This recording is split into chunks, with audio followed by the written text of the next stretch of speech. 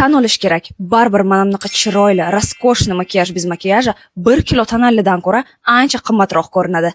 Shunaqa makiyajni takrorlab ko'ramiz. Ko'p qizlar o'ylashadiki, qimmatroq tonalka olsam, yuzim ancha chiroyli ko'rinadi deb. Aslo yo'q qizlar. Yuzingiz ancha chiroyli va sog'lom ko'rinishi uchun siz yuzingizni to'g'ri parvarish qilishni bilishingiz kerak. Makiyajdan oldin men обязательно mana shunaqa aksessuarni, tonerni ishlataman. Ushbu toner yuzingizni mягкий qilib, sizga kerakli o'sha glow effektni beradi va yuzimizni chiroyli makiyajga tayyorlab beradi. Bu makiyajni основной etapi hisoblanadi.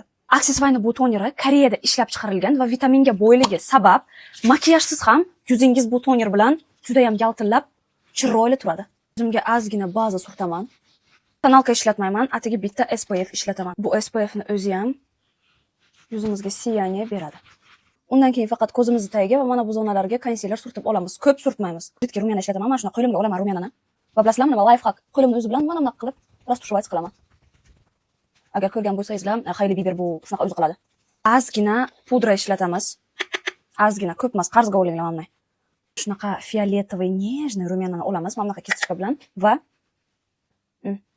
wow, bitta kasanida уже shunaqa effekt beradi sizlarga. Gel для бровей oldik va qo'shimizni tarab chiqdik.